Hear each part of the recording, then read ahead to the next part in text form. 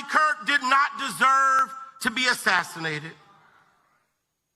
But I'm overwhelmed seeing the flags of the United States of America at half-staff calling this nation to honor and venerate a man who was an unapologetic racist and spent all of his life sowing seeds of division and hate into this land.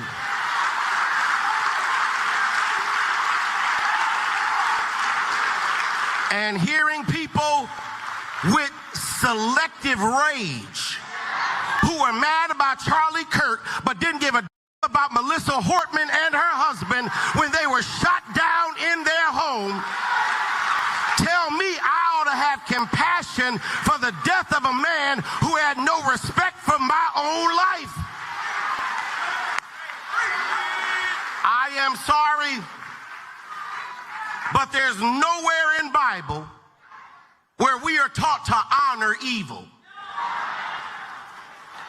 And how you die does not redeem how you lived. You do not become a hero in your death when you are a weapon of the enemy in your life.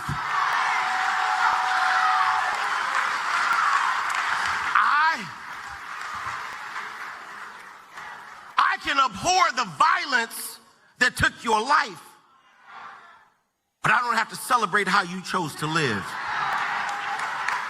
I am overwhelmed. All right, so we had this conversation on our call about, man, so it's sad the way Charlie Kirk passed away. It really is. But there has been a divide in the country amongst how he has been celebrated. The flags flew at half-staff this week. There was a tribute video to him, or a tribute last night on ABC.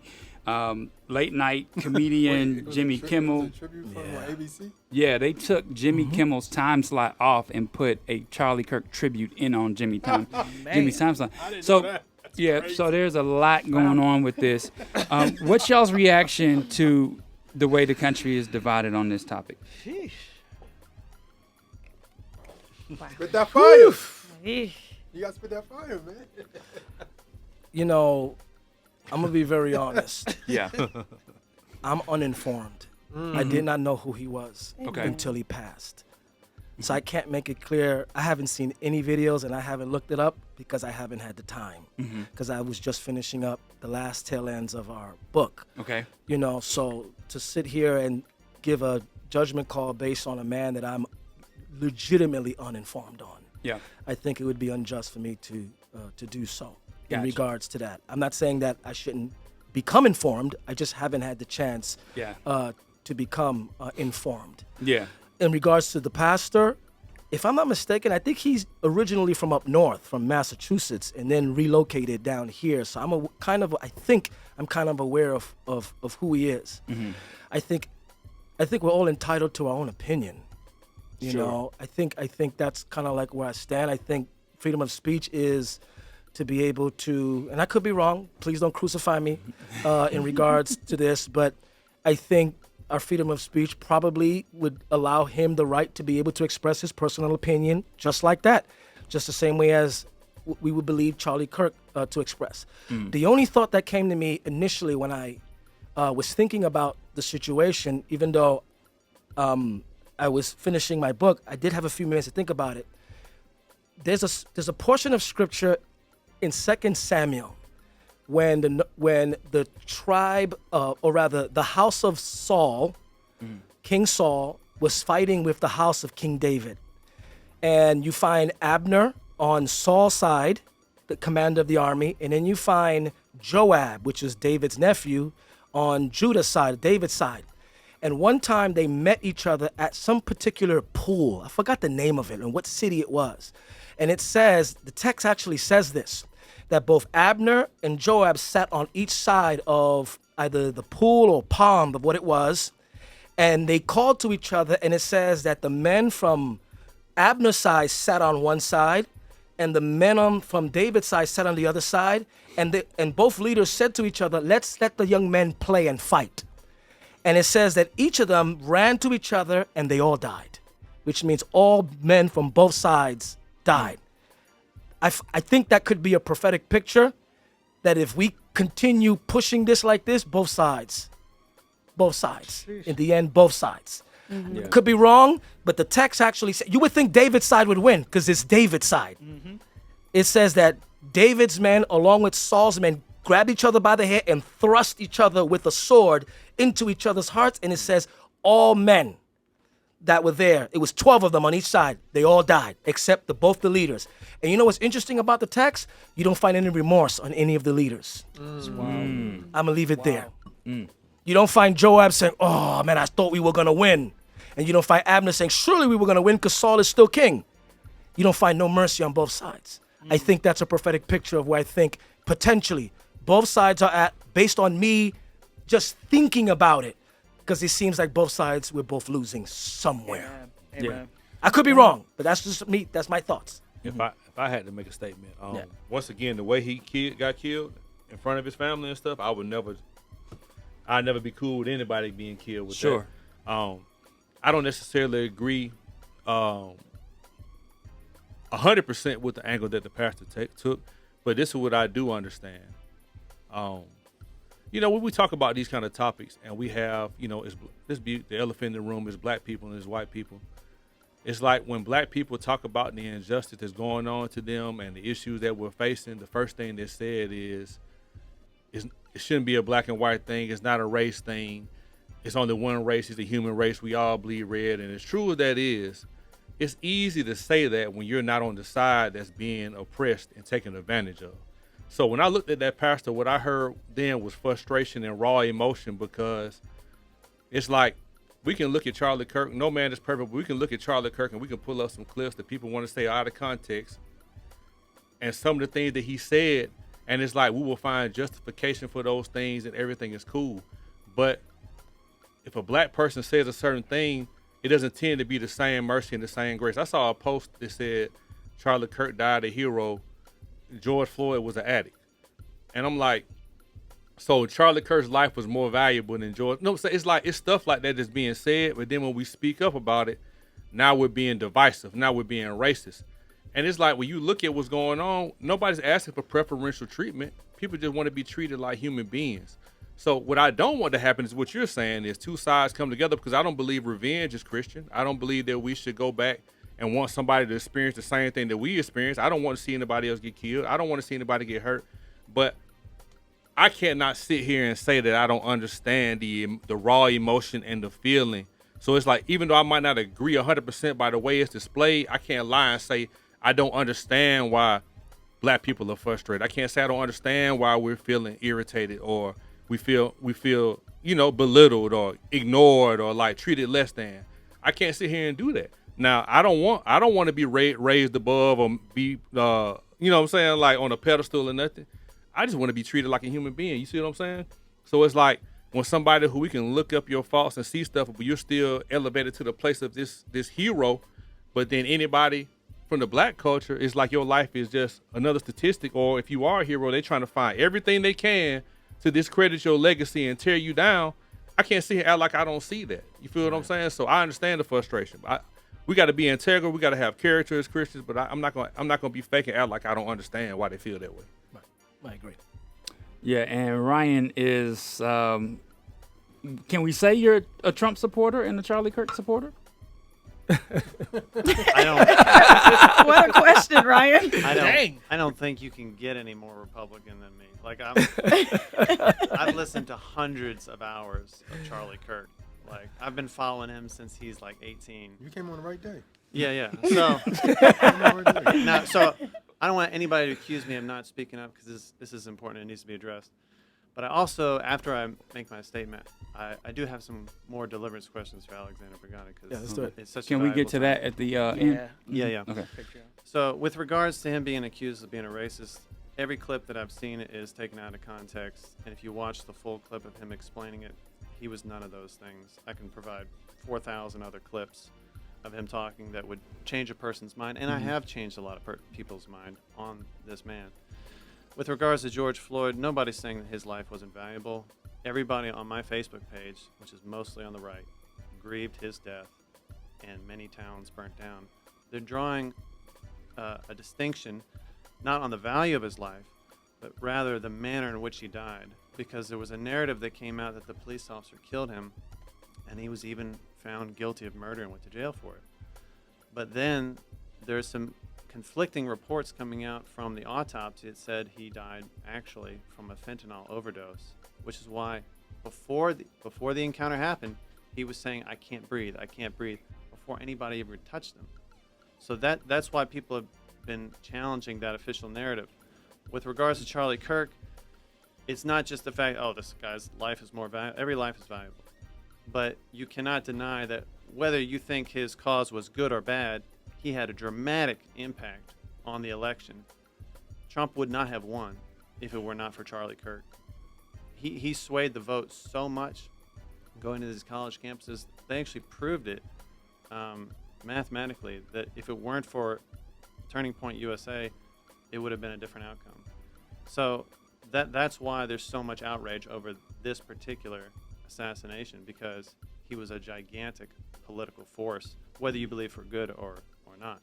So you're saying all this is happening because of him being close to the Trump administration. They can make the decision to fly the flags at half-staff. They can do the tributes. They can do all of that because he was a part of the administration. The same way we're seeing this administration take things away, they can add to it. Is that what you're saying? Yeah, he was friends with Trump, and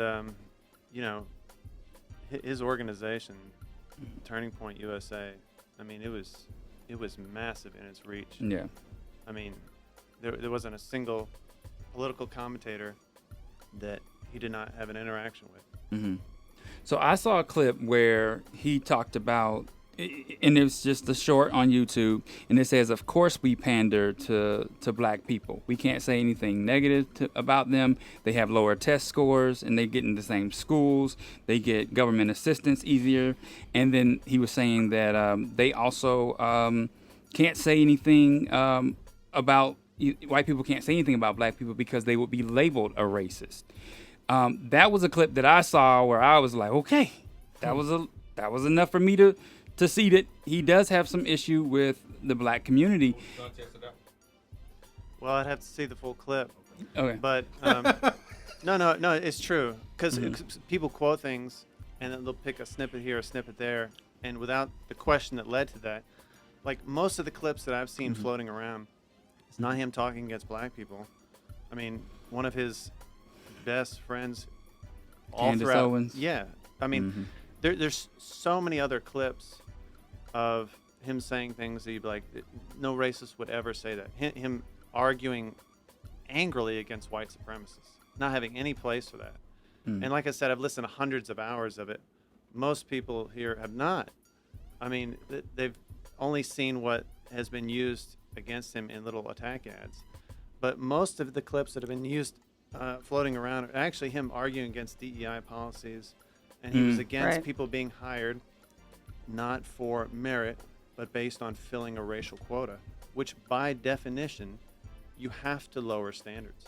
And the argument that he gave was, listen, if we impose that in an organization that is primarily black, and we say, okay, we're going to have racial quotas because we want there to be more white people. And the example that he gave was like the NBA. He said, what would happen to the standards of the NBA's proficiency to play basketball? It would go down because you're forcing more white people in there. So the same goes for any other category. Take, for example, he didn't use this example, but I will. At my engineering company that I work for, a very, very, very small percentage of them are women. Like 98% of them are men that choose to be engineers. But if we were to impose something that says, okay, even though they're not choosing to be engineers and to go into this particular profession, if we say we have to have at least 50% of the engineers be women because there's 50% women on the earth, then you would have to lower the standards.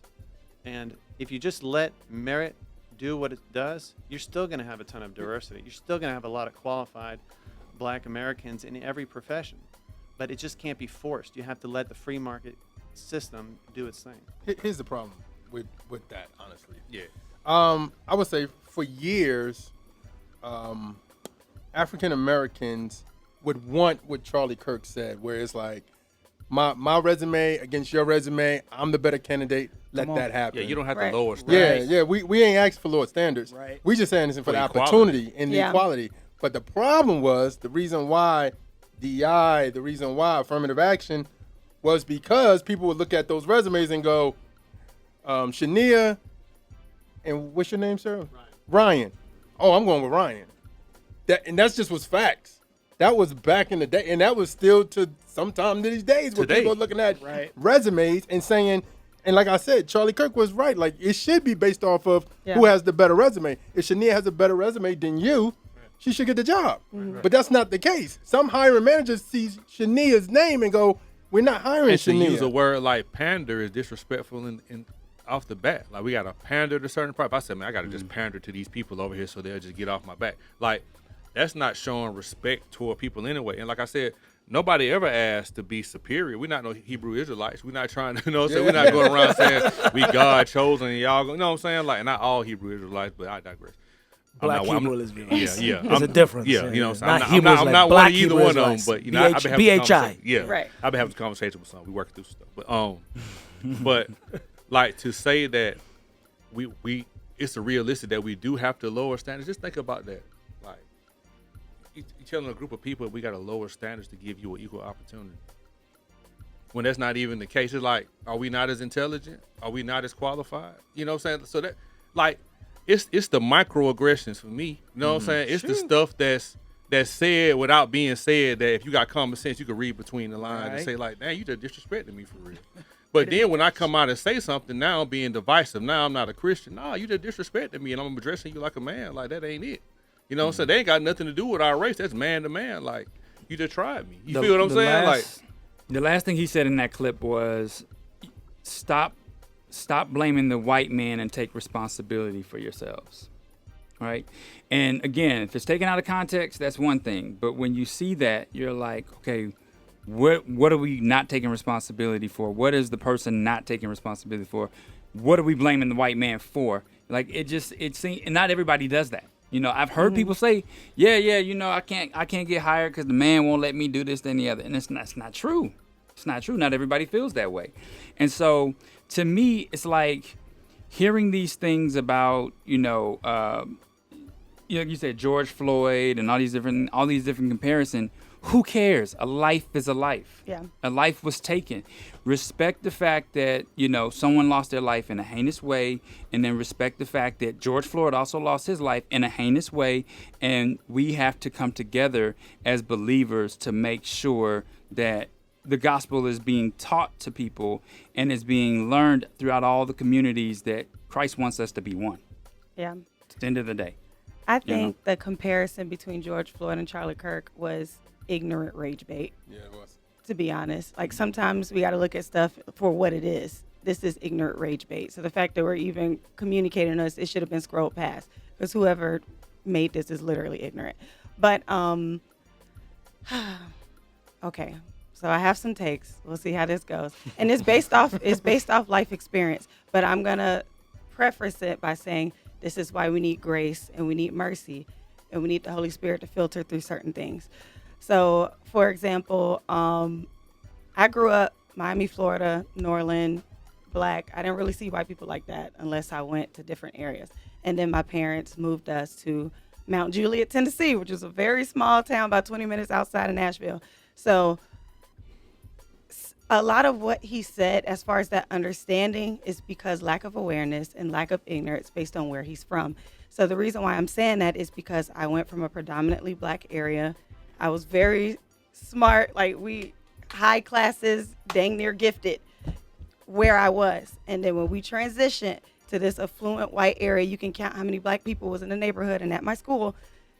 We did struggle. Now, coming from above average in teen programs, all these different things for where we came from to where we were, we did struggle amongst the white children, not because we wasn't smart, but because the lack of opportunities. Not to say that, oh, Black people can't have X, Y, Z, but I was able to literally see in my schools where I was, our books were 40 years old. Jeez. 20, 40 years old, the books are falling apart. Come on. And then when I moved to the white areas, y'all got a brand new school. It looked like a prep school. This is a public school. And it looks like a prep school. I was like outdone. And around the time, I'm sorry, I gotta calm down. But around the time, especially when Obama was initially running for president, I was able to see that this stuff that he was saying, my friends were saying it. They were coming to school handing us bananas and stuff like that. So a lot of this stuff is deeply rooted in culture. And they also were saying the same things too, like why you got to give all the funding to the black kids? They don't deserve it. They're not working hard enough to earn it. And I'm literally looking like, you don't understand what you're given by birth. You don't understand what you're given just by being born in Mount Juliet with your rich parents or whatever. But we worked hard, and we because I think when we first got there in middle school, technically our schooling was a year and a half behind what the white kids were learning. So we had to catch up. It was a lot, but we had to catch up, and we soared. We soared. So to say that black people are not smart is ignorant, because even in that area, we had black valedictorians and salutatorians at that school, and they were hot. They were mad. So we were able to see, oh, this is deep set and deep rooted, that you feel like just because of the color of my skin that I am beneath you, and you literally think you're superior to me. And sometimes they don't realize, because like I said, these are friends. We spend the night over each other's house. We friends. I know your parents, but sometimes they don't realize how deep set these things are until they're put in a position where it comes out. So I know because you're my friend, you don't hate me, you love me, all X, Y, Z. But a lot of stuff is deeply rooted in ignorance. And that's why it's important that as a body and a community, we edify ourselves by going into building friendship with people that are not in your area, that are not in your state, that are not in your what do you call it, pay rate range or whatever, so that you can have well-rounded opinions and understandings. I don't think Charlie was a racist. I think he had some areas where he lacked awareness and ignorance. Brilliant mind. Most of the things that I did say I didn't agree with. I've yet to see a video, honestly, that I disagreed with. I haven't seen all of them, so I'm sure they're there or whatever. But this man is clearly not a racist, because he even developed, Blexit, which is the black version of Turning Point USA, where he connected with 50 brilliant black minds in every state to help the black community and figure out ways that we can uplift our community. I doubt a racist man would do that. So that's why I just feel like we need to have mercy, because sometimes we have deep set bias, prejudice, and all things that are in us, and we don't know it's there until it come out. Just give each other mercy for God to continue working on us, and the Holy Spirit to continue